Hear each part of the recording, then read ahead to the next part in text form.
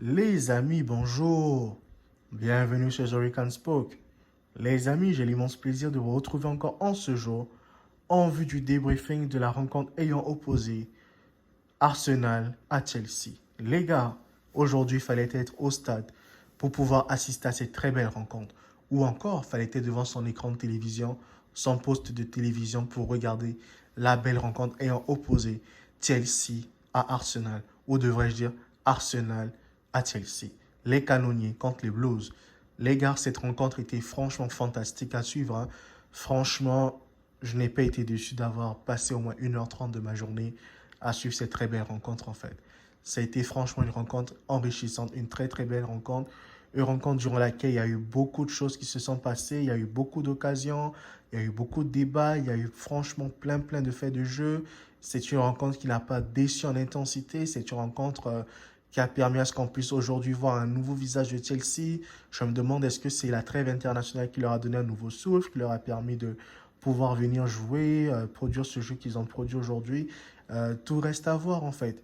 Mais ensemble, fait-il que j'ai pas été déçu de cette rencontre. Aujourd'hui, on a vu une équipe de Chelsea qui a très bien joué, qui a franchement dominé Arsenal. Un match franchement titanesque des Blues. Franchement, cette équipe d'Arsenal se faire bousculer, secouer de la sorte, ben, c'était presque pas arrivé, hein. La dernière fois qu'on l'a vu, c'était face à Lens en Champions League, où ils ont franchement été noyés par les Lensois. Mais aujourd'hui, dans cette rencontre, franchement, Arsenal n'a pas vraiment existé du tout. Et s'est plutôt contenté de pouvoir attaquer par moment, faire des petites transitions de balles, attaquer, sur des petites occasions et tout. Même si le score est très flatteur, le score ne reflète pas la physionomie de la rencontre en fait, parce que pour moi, si Chelsea avait été réaliste, les gars, franchement, ils gagnaient ce match 5-0 aujourd'hui. Franchement, ça me permet de dire que Mauricio Pochettino, peut-être qu'il est en train de créer quelque chose de bon. Parce que moi, Pochettino, les gars, je suis désolé pour vous autres, mais pour moi, Mauricio Pochettino, c'est un entraîneur loser. C'est un entraîneur qui n'a pas la grinta, c'est un entraîneur qui n'a pas la gagne. C'est un entraîneur qui est nul pour moi. Mauricio Pochettino, franchement, le voir sur le banc de Chelsea, c'est une anomalie. Parce que le gars, au Paris Saint-Germain, il nous avait déjà étalé ses limites, ses carences. Et aujourd'hui, il prend un grand club comme Chelsea. Aujourd'hui, j'ai pas vu des grands joueurs, des bons joueurs comme Axel Disasi qui auraient pu jouer cette rencontre, hein. Je sais pas à quoi il sert. Quand Wesley Fofana est blessé, il faut mettre au moins Disasi.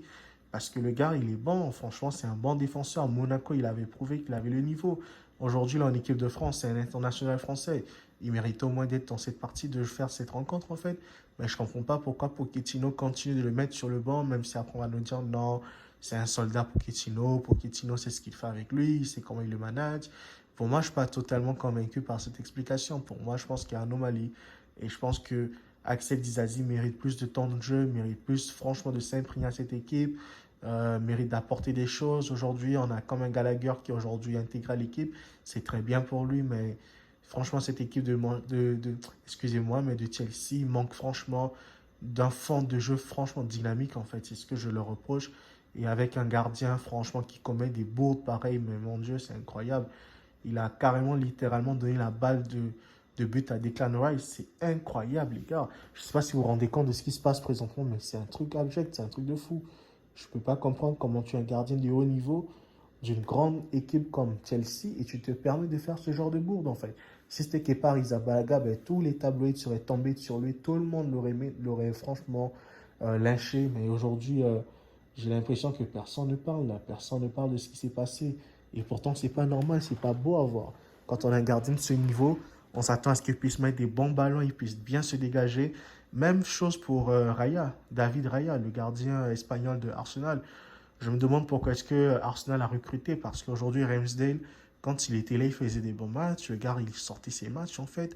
Mais aujourd'hui, Raya, franchement, pour moi, c'est un gardien, franchement, il est nul, ce type. Il est nul. Je préfère Aaron Ramsdale. Ramsdale, au moins, c'est un gardien. L'année passée, si Arsenal a été Arsenal, c'est grâce à Ramsdale. Et Ramsdale, il a fait des parades, il a fait des miracles incroyables sur sa ligne.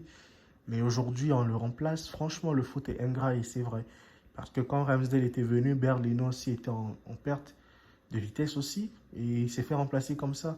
Mais pour moi, Aaron Ramsdale, il méritait de jouer cette rencontre. Et il mérite de jouer toutes les rencontres d'Arsenal, en fait. Mais après, on va me dire que C'est le coach qui voit ses joueurs à l'entraînement, c'est le coach qui sait pourquoi est-ce qu'il titularise tel et ou pas tel. Donc, je peux comprendre ça, c'est quelque chose que je peux comprendre, que je peux accepter. Mais en somme, dans le fond, je me dis juste que Arsenal aujourd'hui, pour ma part, méritait même de perdre 5-0 si et seulement si les attaquants des Blues ou les occasions manquées, gâchées avaient été transformés. Et j'ai une autre petite question qui me turlupine un peu, c'est Sterling, Raheem Sterling. Aujourd'hui, j'ai l'impression que ce joueur, il n'est pas épanoui. Franchement, j'ai du mal à reconnaître Sterling aujourd'hui. C'est plus le Raheem Sterling de Manchester City, les gars. C'est un fantôme, ce gars que je vois jouer tout le temps, tous les week-ends. Pour lui, on dirait que ce sont des corvées qu'il est en train d'effectuer. Apparemment, il a pris la tête au football. Peut-être il n'aime plus trop ce qu'il est en train de faire comme travail. Ben, je sais pas. Il faut peut-être penser à l'envoyer un peu sur le banc de touche, qu'il aille un peu se reposer et qu'il reprenne des forces, qu'il se remette la tête à l'endroit, qu'il aille comme si c'était un psychologue. Peut-être que la Champions League que Manchester City a gagné l'a tellement impacté parce qu'il se voyait peut-être dans cette équipe, gagner une Champions League avec Manchester City. Plusieurs fois, il est passé tout proche de l'exploit et tout, mais bon, au final, il n'a pas eu de Champions League. Aujourd'hui, il se retrouve à Arsenal en train de jouer des matchs pour du beurre. Donc, je ne sais pas, est-ce que Sterling est vraiment en bon état? Est-ce que Sterling aujourd'hui est en bonne condition de jouer des matchs en fait? Parce que franchement, cela m'inquiète. On ne voit plus le joueur créatif qu'il est, on ne voit plus le joueur décisif qu'il est, mais aujourd'hui, on voit un joueur nonchalant, un joueur qui râle, un joueur point oui ou point non, qui est prêt à se bagarrer sur un terrain de football. Et ça, c'est dangereux quand on voit un Raheem Sterling franchement en train de douter de la sorte. Moi, je me demande si son état mental est franchement au top pour qu'il puisse continuer à tenir sa place en 11 titulaire en fait. Et l'autre joueur, Nicolas Jackson, l'international sénégalais. Je ne comprends pas pourquoi Nicolas Jackson, avec sa première occasion du match, il n'est pas capable de marquer ce but-là. Il essaye de dribbler le gardien par rapport à quoi, Nicolas Jackson? Il faut marquer, il faut frapper. Tu es un attaquant. Fais comme l'Olympique de Marseille nous a appris, droit au but. Ne cherche pas à perdre ton temps. Cadre, frappe et marque.